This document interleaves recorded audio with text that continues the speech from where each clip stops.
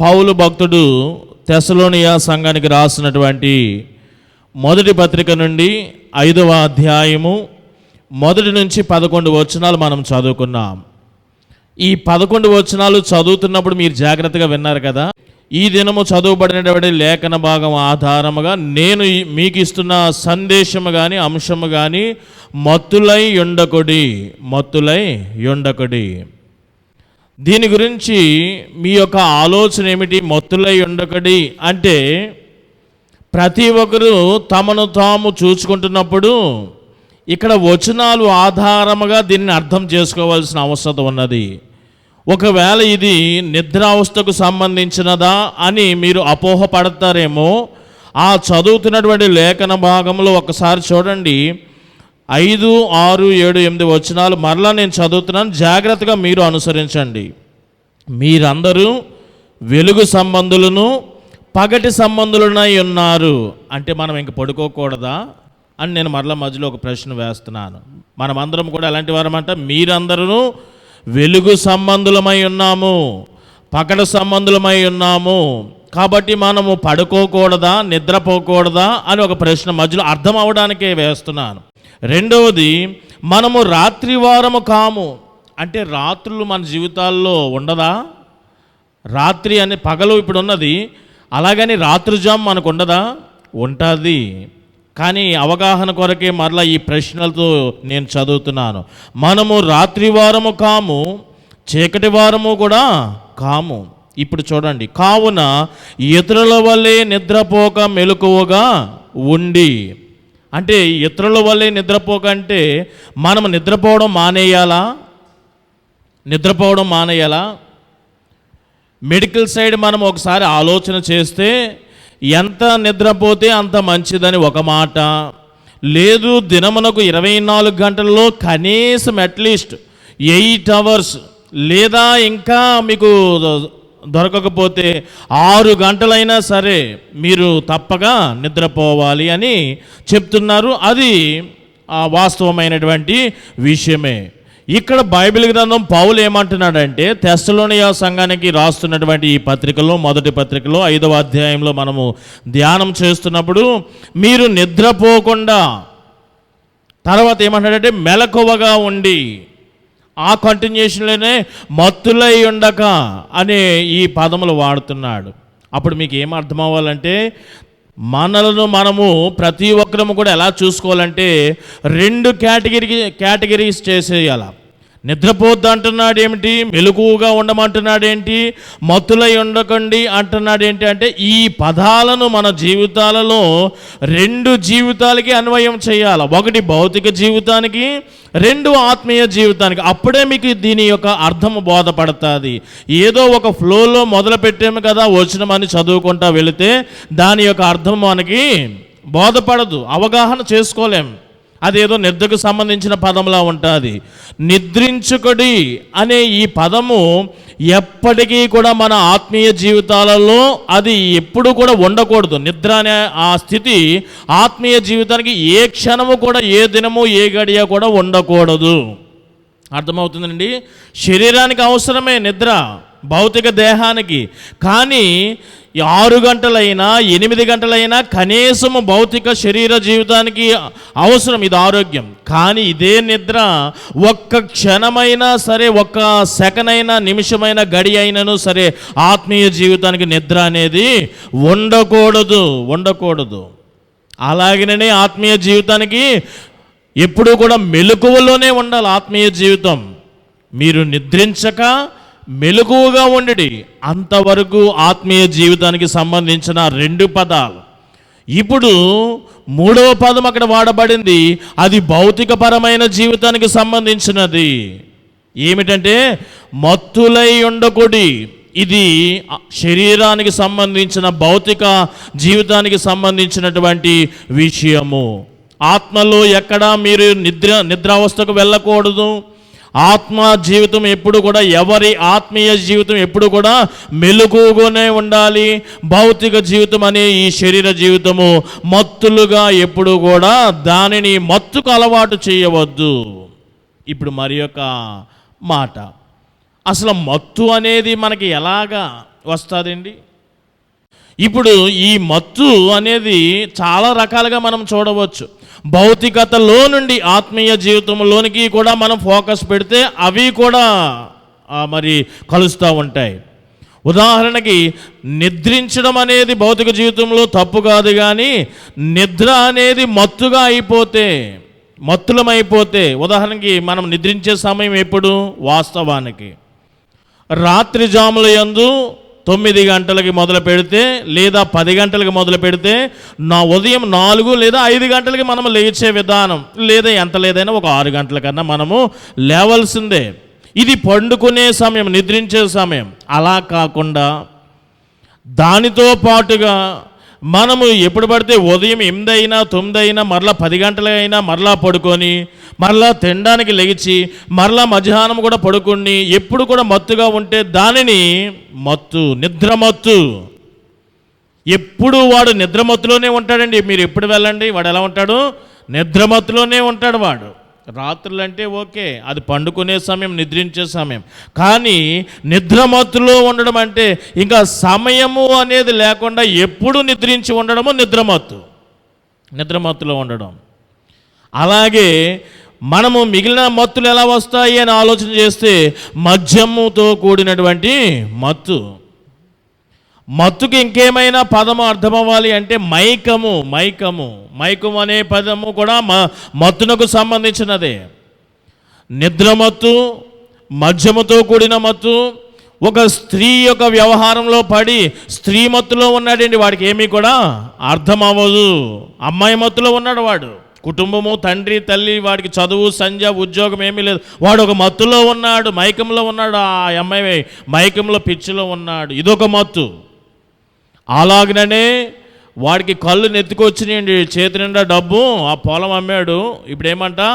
ఆర్థికపరమైనటువంటి మత్తు. ఇది గర్వము అని కూడా మనము పిలుస్తాం, అహం అని కూడా పిలుస్తాం. కానీ దీనినే మరలా ఇప్పుడు ఇది నా టాపిక్ అనుసంధానముగా ఇది కూడా ఒక మత్తు లాంటిది. ఎందుకంటే వాడికి ఇంక మిగిలిన కింద వారు ఎవరు కూడా కనబడరు. దాన్ని మనం ఎలా మాట్లాడతామంటే వాడి కళ్ళు ఎక్కడికి వెళ్ళి, నెత్తి మీదకి వెళ్ళి, అంటే కన్ను మూసుకున్నాయి అన్నమాట, ఏమీ కనబడదు. ఒక మత్తులో ఉన్నాడు, అధికార మత్తులో ఉన్నారండి వారు. అధికార మత్తులో ఉండి ఇంక వారి ఇష్టం ఎలా పోయినా, పేదవాడు ఎలా పోయినా, దరిద్రుడు ఎలా పోయినా, భేదవారు ఎలా పోయినా వారు ఒక మత్తులో ఉన్నారు, అధికార మత్తులో ఉన్నారు. ఇది అహముగా, గర్వముగా కూడా చూసుకోవచ్చు. కానీ టాపిక్ అనుసంధానంగా మేము మాట్లాడుతున్నాను మీకు అర్థం అవ్వడానికి. మత్తులై ఉండకొడి, నిద్రమత్తులై ఉండకొడి, మద్యముతో కూడిన మత్తులై ఉండకొడి, స్త్రీ విషయంలో మత్తులై ఆ మైకములో ఉండవద్దు, అధికార మత్తులో ఉండవద్దు, ధనమత్తులో డబ్బుల మత్తులో మీరు ఉండవద్దు. మీరు ఆత్మీయ జీవితంలో నిద్రించక, ఆత్మీయ జీవితంలో ఎప్పుడూ కూడా మెలకువగా ఉంటూ భౌతిక అనబడుతున్న ఈ శరీర విషయంలో మీరు ఎలా ఉండాలంటే మత్తులుగా ఉండకూడదు. నిద్ర విషయంలో కానీ, మద్యమ విషయంలో కానీ, స్త్రీ విషయంలో కానీ, అధికార విషయంలో కానీ, ధన విషయంలో కానీ మత్తులైపోవద్దు, వాటితో పిచ్చి అయిపోవద్దు మీరు అని ఈ రీతిగా చెప్పుతున్నటువంటి సందర్భము. ఎందుకు అంటే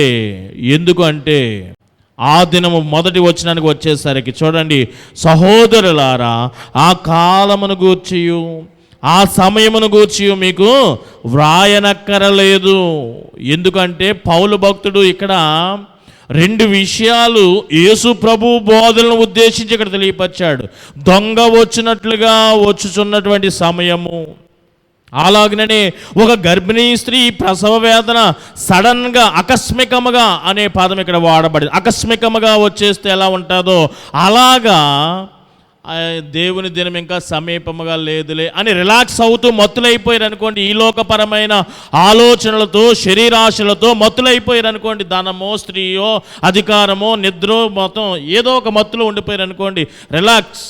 దేవుడు చిన్నప్పటి నుండి వింటున్నానులే వాక్యము, ఇదిగో వస్తానన్న వాడు రాకమానునా అని ఈరు పాడతారు, ఆయన ఏమో రాడు కానీ ఎప్పుడుగో వస్తాడని చెప్పి రిలాక్స్ అయ్యారు అనుకోండి. వారికి ఎలా ఉంటుందంటే, ఒక గర్భిణీ స్త్రీ సడన్గా ఆకస్మికముగా ఆ ప్రసవ వేదన ఎలా వచ్చేస్తుందో వారి గతి ఆ దినాన అలా ఉంటుంది. దొంగ వచ్చినట్లుగా ఆయన వస్తాడు. కాబట్టి ఆయన రాకడ గురించి తెలియపరుస్తున్నప్పుడు ఎన్నోసార్లు మీరు మత్తులై ఉండకొడి మెలకువగా ఉండుడి అనే సందర్భాలు యేసు ప్రభువారు ఎన్నో చెప్పాడు. ఉదాహరణకి గెత్సేమనే వనములో వారు నిద్రమత్తులో ఉంటున్నప్పుడు మెలకువగా ఉండుడి అనే ప్రస్తావన. ఆయన వచ్చినప్పుడు అది రాత్రి ఆయన వచ్చినప్పుడు అది 2వ జామైనను 3వ జామైనను ఆయన వచ్చినప్పుడు ఏ దాసుడు మెల్కొని ఉండుట ఆయన చూచెనో ఆ దాసుడు ధన్యుడు. 10 మంది కన్యకలలో ఆయన అర్ధరాత్రి సమయంలో వచ్చినప్పుడు 5 మంది బుద్ధి కలిగినటువంటి వారిగా మేల్కొని వెంటనే రెడీ అయిపోయినటువంటి సందర్భము. ఇలాగా ఎన్నో ప్రస్తావనలు సువార్తలో చాలా ఉన్నాయి. కాబట్టి మనము ఆత్మీయ జీవితంలో ఒక్క సెకను కూడా కొనకడానికి వీలు లేదు. మెలకువతోనే ఉండాలి ఆత్మీయ జీవితము.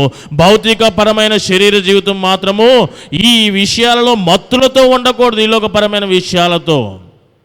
అందుకని ఈ దిన అంశము నేను ఏం చెప్తున్నానంటే మత్తులై ఉండకొడి. ఒకవేళ మత్తులై ఉంటే విస్తారముగా నేను మాట్లాడను, కానీ ఒక 5 విషయాలు క్లుప్తంగా నేను చెప్పి ముగిస్తాను. మనము ఎప్పుడైతే మత్తులమవుతామో అప్పుడు మనము అగౌరవము అనేది కలిగి ఉంటాము. వెంటనే అవమానం అనేది వస్తుంది. యోనా ఆ యొక్క గ్రంథములో 1వ అధ్యాయం 6వ వచనంలో నావికుడు వచ్చి ఆ యొక్క ఓడలో ఎవరైనా పడుకున్నారా? ఒకవేళ ఎవరైనా పడుకున్నారంటే ఎవరు పడుకోలేదు. అందరూ కూడా టికెట్లు ఎన్ని ఉన్నాయో అన్నీ కౌంట్ చేసుకుంటే అందరూ కూడా అక్కడే ఉన్నారు గ్యాదర్ అయ్యి. కానీ ఒకే ఒకడు ప్రపంచం ఆ సముద్రం అంతా కూడా అల్లుకొల్లలమైపోతూ ఉంటే అందరూ కూడా మేల్కొని ఉంటే ఒక్కడు మాత్రము మత్తుడై నిద్రిస్తున్నాడు. ఆ సమయంలో ఆ యొక్క నావికుడు వచ్చి ఏమంటున్నాడంటే ఓయి నిద్రపోతా. ఎంత అగౌరవము! మనము విశ్వాసులమైనటువంటి వారము ఆత్మీయ జీవితంలో నిద్రపోతున్న ఎడల, ఆత్మీయ జీవితం మెలకువతో లేకపోతున్న ఎడల, లేదా భౌతికపరమైన ఈ శరీరము ఏదో ఒక మత్తుతో నిండుకొని ఉంటే అగౌరవము అనేది వస్తుంది, యోనాకు వచ్చినట్లుగా. 2వ విషయాన్ని కూడా నేను మీకు తెలియపరుస్తున్నాను. మత్తులై ఉండడం ద్వారా శోధనలో కూడా మనము పడతాం. గెత్సేమనే వనంలో యేసు ప్రభు వారు వచ్చి తరచుగా వారితో చెప్పిన మాట ఏమిటంటే మీరు శోధనలో ప్రవేశించకుండాలాగన మీరు మెలకువగా ఉండండి. ఇప్పుడు మరలా నేను మీకు విపులంగా దాన్ని ఒక్క అడుగు వేయడానికి, ఇదిగో ఒక అడుగు మిమ్మల్ని ముందుకు నడిపిస్తున్నాను ఈ మాటల ద్వారా. ఏమిటంటే యేసు ప్రభువారు ఆ గెత్సేమనే వనము దగ్గరికి రాకమునుపు వీరందరూ కూడా కలిసే ఉన్నారు కదా, శిష్యులను యేసు ప్రభువారు కలిసే ఉన్నారు కదా. వీరు అంతకుముందు ఎక్కడ ఉన్నారు? వీరందరూ కలిసి యేసు ప్రభువారు శిష్యులు వీరందరూ ఎక్కడి నుండి వచ్చారు గెత్సేమనే వనానికి? మేడగదిలో వారు ఏం ఆచరించారు? అంతకుముందు ఏమీ చేయలేదు వీరు. అంతకుముందు ఏదో శ్రమ పడ్డారా, ఏదైనా బరువులు మోసారా, వారి దేహం అలసిపోయిందా అంటే ఏమీ లేదు. ఆ రాత్రి ఆ సాయంకాల సమయంలో వారు పస్కాను ఆచరించడానికి చేరారు అంతే. వారు చేసిన పని ఏంటంటే మీరు వెల్లుడి అక్కడ ఆల్రెడీ పస్కా కొరకు నా కొరకు సిద్ధపరచడానికి ఒకడు ఉన్నాడు అని చెప్పి అక్కడ వారిని పంపిస్తే వారు వచ్చి ఆ ఏర్పాట్లు చేశారే కానీ అది కాయ కష్టము చేసి శ్రమ పడిపోయే అంత ఏమీ పని అప్పుడైతే చేయలేదు. చక్కగా యేసు ప్రభు వారు పస్కా నూతన నిబంధనను వారికి పరిచయం చేశారు. ఇది నా యొక్క శరీరము, ఇది నా యొక్క రక్తము అని. ఆ సమయంలోనే కొన్ని మాటలు మాట్లాడారు. ఇదిగో ఈ పాత్రలో నాతో చేయి ముంచేవాడే మీలో ఒకడు నన్ను అప్పగింపబోచున్నాడు. మనుష్య కుమారుని గడియ సమీపించి ఉన్నది. ఇదిగో ప్రజల యొక్క పెద్దలకు అప్పగించబడితే వారు ఈ రీతిగా ఆ శ్రమలు అవమానాలు పెడతారు, ఈ రీతిగా చంపివేస్తారు. ఇలాంటి మాటల ప్రస్తావన. వారు అక్కడి నుండి పాటలు పాడుకుంటూ ఒలీవల కొండ గెత్సేమనే వనానికి వచ్చారు. శిష్యులందరినీ కూడా ఒక ప్రదేశంలో విడిచిపెట్టి తన సన్నిహితులైనటువంటి 3 తీసుకొని మరింత దూరం వెళ్ళి ఆ 3 కూడా విడిచి ఏకాంతముగా ప్రార్థన చేయడానికి రాతివేత అంత దూరము, అంటే ఒక రాతివేత అంటే ఒక రాయి నేను తీసుకొని విసిరితే ఎంత దూరం వెళ్తాదో ఎంత దూరం వెళ్తుంది? కనబడకుండా పోతుందా రాయా? అదిగో అక్కడెక్కడో ఒక బలమైన ఇసురుతో ఇంకొంచెం ముందుకు వెళ్తుంది. ఒక 10 మీటర్లు, 20 మీటర్లు, ఒక 50 మీటర్లు ఇసరగలిగాడు అనుకోండి. ఇంకా కనబడతాం కదా, 50 మీటర్లు అంటే కంటికి అంత దూరం వెళ్ళి యేసు ప్రభు వారు ప్రార్థన చేయడం అంటే ఏమీ అలసిపోలేదు, ప్రయాణం చేయలేదు. అక్కడ వారు యేసు ప్రభు వచ్చినప్పుడల్లా వారు ఎలా ఉన్నారంటే వారు నిద్రిస్తున్నారు. ఇంట్లో మీరు ఎంతెంతమంది ఉంటారు? భార్య భర్త ఒక 2, లేదా ఒక బిడ్డ 3, ఒక 4 ఇలా ఉంటారు కదా. అందరూ ఒకే టైంకి పడుకుంటారా? ఒకవేళ ఒక టైం ఉంటుంది, ఒక 9, 10 ఎంతో. ఆ 10 అవ్వగానే అందరికి ఒకేసారి నిద్ర పడుతుందా? పట్టదు కదా. ఒకవేళ ఒక మాట అనుకుందాం, అందరూ పడుకోవాల్సి వస్తే ఒకేసారికి అందరికీ గాఢ నిద్ర వచ్చేస్తుందా? రాదు. ఒకడు ఆలస్యంగా పడుకోవచ్చు, ఒకడికి నిద్రగా పట్టకపోవచ్చు, ఒకడు మామూలుగా పడుకున్నా సరే పక్కన ఏం జరుగుతుందో తెలుసుకోగలిగే ఆ సెన్స్లో ఉంటాడు. ఆ 3 కూడా అంత ఒకేసారి నిద్రలో వెళ్ళిపోయారా అంటే, ఒకవేళ అది మనకి అలా కనబడుతున్నాను మనం అర్థం చేసుకోవాల్సిన విషయం ఏంటంటే వారు శోధనలో ప్రవేశించకుండా, ఎందుకంటే శోధనలోకి వెళ్ళిపోతున్నారు వారు. ఏమిటి శోధన అంటే, దేవుడు మనకి పిరికితనమని ఇవ్వలేదు కానీ ఇంద్రియములను నిగ్రహము చేసుకోగలిగే ధైర్యకరమైన పరిశుద్ధాత్మను ఇచ్చాడు కదా. వారు శోధనలో పడిపోతున్నారు. ఉదాహరణకి మీకు అర్థం అవ్వాలి అంటే, యేసు ప్రభు వారు సముద్రం మీద నడుచుకుని వచ్చేస్తున్నారు.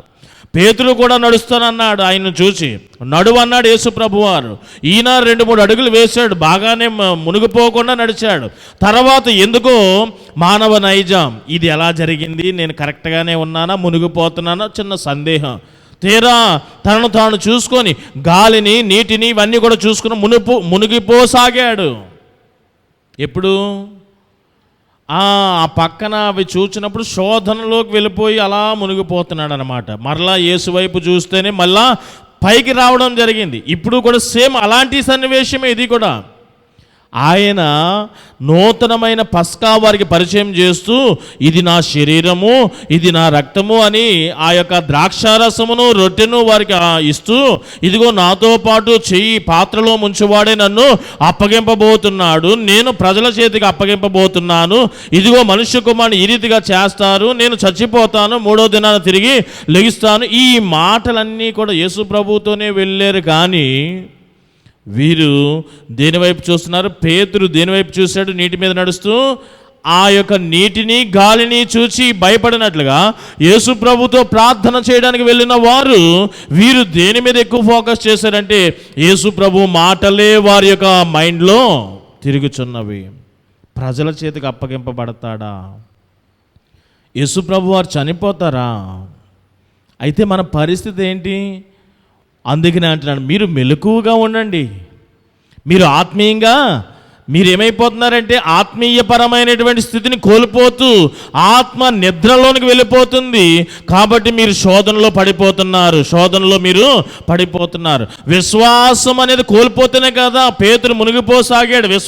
దాన్ని చూసినా సరే విశ్వాసంతో ఉన్నాడు అనుకోండి, మునిగిపోతాడా? మునిగిపోడు. వీరు కూడా శారీరకపరమైన నిద్ర ఓకే అని అనుకుందాం, యాక్సెప్ట్ చేస్తున్నాడు. కానీ అక్కడ మనం అర్థం చేసుకోవాల్సిన ఒక్క అడుగు ముందుకు వేసి వారు ఏమిటంటే ఆత్మీయంగా కూడా నిద్రలోనికి వెళ్ళిపోతున్నారు. అంటే దేన్ని చూస్తున్నారు? శోధనలు, ఆ యొక్క ప్రాబ్లం ఏదైతే సమస్య ఉన్నదో దాన్ని చూస్తున్నారు. అందుకని శోధనలో మీరు ప్రవేశించుకుంటులాగున మీరు ఆత్మను మెలకుగా ఉంచండి. ఆత్మను మీరు ఆరిపోనివ్వద్దు, విశ్వాసంలో బలముగా ఉండండి అని చెబుతున్నటువంటి సందర్భం అక్కడ. దానిని ఆ రీతిగా కూడా ఒక అడుగు ముందుకు వేసి మనము అర్థం చేసుకోవాల్సినటువంటి ఆవశ్యకత ఉన్నది. ఎక్కడికి మనము శరీర నిద్ర, వారి కన్నులు భారముగా ఉండటం చేత వారిని కునికి నిద్రించిరి అనే దగ్గరే ఆగిపోకుండా ఒక అడుగు ముందుకు వేసి వారి ఆత్మలు కూడా నిద్రావస్థలోకి వెళ్ళిపోతున్నాయి. అందుకనే భయపడుతున్నారు వారు. ఎందుకంటే వెంటనే వారు ఏమీ కాయ కష్టం చేయకుండానే 3కి ఒకసారి నిద్ర ఎలా వచ్చేస్తుంది? వెనక ముందు కొంచెము ఒకరికొకరికి రావాలి కదా. ఒకేసారి నిద్ర అవస్థలోకి వెళ్ళిపోవడం అంటే అది కొంచెము ప్రాక్టికల్ లైఫ్లో అది కొంచెం కష్టంగా ఉన్నది. అయితే దానిని ఇంకోలాగా ఆలోచించే విధానం ఇదన్నమాట. ఏమిటంటే వారు సమస్యనే తీవ్రంగా ఆలోచన చేస్తున్నారు. ఆ సమస్యను ఆలోచన చేసే క్రమంలో ఆత్మీయంగా వారు దిగజారిపోయి ఆరిపోయి నిద్రించే స్థితిలోకి వెళ్ళిపోతున్నారు. ఆత్మ ఆరిపోతుంది. మీరు శోధనలో ప్రవేశించకుండా మీ ఆత్మలను మెలకువతో ఉంచండి. నిద్రపోవడానికి వీలు లేదు మీ ఆత్మలు. ఇది రెండవ విషయముగా నేను మీకు తెలియపరుస్తున్నాను. మత్తులై ఉండటం వలన మొదటిది అగౌరవము, అవమానము ఏర్పడుతుంది. రెండవది మనము మత్తులై ఉండటం చేత మనము శోధనలో పడిపోతాము. మూడవ విషయాన్ని కూడా నేను మీకు తెలియపరుస్తున్నాను. మూడవ విషయం ఏంటంటే మత్తులై ఉండడం ద్వారా మన యొక్క ఆత్మీయ ఆయుధాలు మనము చేజార్చుకుంటాం. మత్తులై ఉండడం చేత మన యొక్క ఆత్మీయ ఆయుధాలు చేజార్చుకుంటాం. మనకి కొన్ని ఆయుధాలు ఉన్నాయి. ఆ విషయం మీకు తెలుసా? నేను ఎలా ఉన్నా కొన్ని ఆయుధాలు ఉన్నాయి. ఏమిటండి మీ ఆయుధాలు అంటే జోబుల్లోనూ వాటిలో ఏం పెట్టుకోలేదు. నాకు కొన్ని ఆయుధాలు ఉన్నాయి. ఏంటి చెప్పండి అవి? ధైర్యం లేకపోతే నా దగ్గర ఉన్న ఆయుధాలు ఏమిటి? పౌలు చెప్పాడు కదా, సర్వాంగ కవచములను ధరించుకొనడి. ఎఫెసీ పత్రిక మనకి 6వ అధ్యాయంలో చెప్పబడిన 10వ వచనం నుండి చెప్పబడినటువంటి మాటలు. నీతి అనే మైమరువు, విశ్వాసం అనే డాలు, సమాధానం అనే ఆ సువార్తకు సంబంధించినటువంటి జోడు, ఆ యొక్క చెప్పులు, అలాగే ఆత్మ అనే ఖడ్గము, ఇవన్నీ కూడా నా యొక్క ఆయుధాలు అన్నమాట. ఇవన్నీ మీ ఆయుధాలు కూడా అవే, మనందరి ఆయుధాలు అయ్యే. ఏ మాత్రమైనను సరే ఆత్మ నిద్రిస్తున్నను, ఏ మాత్రమైనా నీ ఆత్మ నా ఆత్మ కొంచెం మెలకువ అనేది లేకుండాను, లేదా ఏ ఒక్క క్షణమైనను సరే ఇహలోకపరమైన శరీరానికి సంబంధించిన మత్తు, ఏ రకంగా మద్యమా, స్త్రీయా, అధికారమా, లేదా ఆహారం తిని కొంచెం బాగా ఇదైనను, ఏ రకమైనా సరే మత్తుతో ఉన్నావా నువ్వు, వెంటనే నీ యొక్క ఆయుధాలు అపహరణకు గురి అవుతాయి. ఇది ఎలాగూ అంటే పడుకునే టైం ఒకటి చెప్పాం కదా. యుద్ధానికి పోయి ఎవడైనా పడుకుంటాడా? వేటకు వెళ్ళి ఎవడైనా పడుకుంటాడా? మామూలుగా ఊరకని అడుగుతున్నాను క్యాజువల్గా. వేటకి వెళ్ళినాడు పడుకుంటే అవుతుందా? యుద్ధానికి వెళ్ళినాడు అక్కడ పడుకుంటే అలసిపోయినాడు అవుతుంది? అవ్వదు కదా. సేమ్ అదే తీరు సౌలు గారు దావీదుని పట్టుకోవడానికి వెళ్ళాడు. వెళ్ళిన వాడు ఏం చేశాడంటే వేటకి వెళ్ళినట్టు అనమాట, అది లేదా యుద్ధానికి వెళ్ళినట్టు అనమాట. కానీ అది పగటిపూట, అది రాత్రి కూడా కాదు, పడుకునే సమయం కూడా కాదు, పడుకుని పోయాడు. దావీదు వచ్చి ఆ సౌలు గారి ఈటే, ఆ పై చెంగు ఇదంతా కూడా ఆయన పట్టుకొని వెళ్ళిపోయి, అంటే ఆయుధము అపహరణకు గురి అయింది. ఈ దినాన నీవు కూడా ఒకవేళ ఆత్మీయంగా నిద్రపోయినను, మెలకువగా లేకపోయినను, ఈ లోకపరమైన విషయాలతో నీ యొక్క శరీరము మరి మత్తుతో ఉన్నను సరే, ఆత్మీయ ఆయుధాలు పోతాయి, వెంటనే దొంగిలించబడతాయి. విశ్వాసం అనే డాల్ ఉండదు ఇంక నీ దగ్గర. ఇదిగో వాక్యం అనే ఖడ్గము కూడా ఉండదు, రక్షణ అనే శిరస్త్రాణము కూడా ఉండదు, నీతి అనే మైమరువు కూడా ఉండదు. ఒక్కసారి మనం ఇలాగ ఏయిన ఆయుధాలు అంటే ఏమీ ఉండవు. ఎందుకంటే నువ్వు ఏదో స్త్రీ మైకంలో ఉన్నావో, లేదా ధనమైకంలో ఉన్నావో, అధికార మైకంలో ఉన్నావో, నీ శరీర మరి నిద్ర, ఆ నిద్రించే సమయం మినహా మిగిలిన దినాలు కూడా నిద్రిస్తూనే ఉన్నావో, మొత్తానికి ఏదో ఒక మత్తుతో నువ్వేమైపోయావు అంటే నీ యొక్క ఆయుధాలు అపహరణకు గురి అయిపోయాయి, పోగొట్టుకున్నావు. ఇది నాన్న మత్తులై ఉండకడి. ఎందుకండి పాస్టర్ గారు? నీ ఆత్మీయ ఆయుధాలు అపహరించబడతాయి మత్తులై ఉంటే. జాగ్రత్త, మత్తులై ఉండకడి. ఇది మూడవ విషయము. నాలుగవ విషయాన్ని కూడా నేను మీకు తెలియపరుస్తున్నాను. మత్తులై ఉండడం ద్వారా మన ఆత్మ బలహీనమైపోతుంది, లేదా ఆరిపోతుంది మన యొక్క ఆత్మ. ఇది ఎలాగూ అంటే దేవుడు మనోహ దంపతులను ప్రేమించి వారి యొక్క గొడ్రాలు ఆమె యొక్క గర్భమును తెరిచి ఆ వరప్రసాదము ఆయన సంసోను గారిని ఇచ్చాడు. సంసోను దేవుని యొక్క వరమును పొందుకునే వాడిగా, చాలా బలము కలిగినటువంటి వాడిగా ఉన్నాడు. అయితే స్త్రీ మైకంలో పడ్డాడు, స్త్రీ యొక్క మత్తులో పడ్డాడు. ఇంకేమి దేవుడు నన్ను ఎందుకు ఈ లోకంలోనికి పంపించాడు, ఎలా ఏర్పరచబడ్డాను, ఎందుకు నేను ఉన్నాను, న్యాయాధిపతిగా ఉండాలి కదా, ఇవన్నీ మత్తు పట్టింది వాడు ఆ సంసోనికి.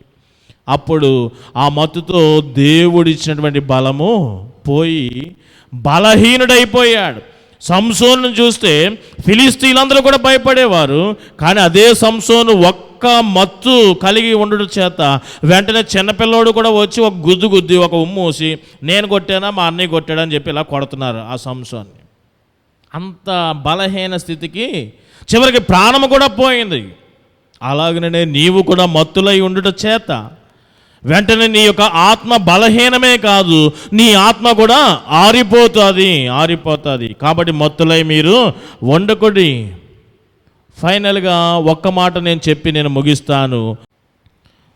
1 పేతురు పత్రిక 5వ అధ్యాయము 8వ వచనము.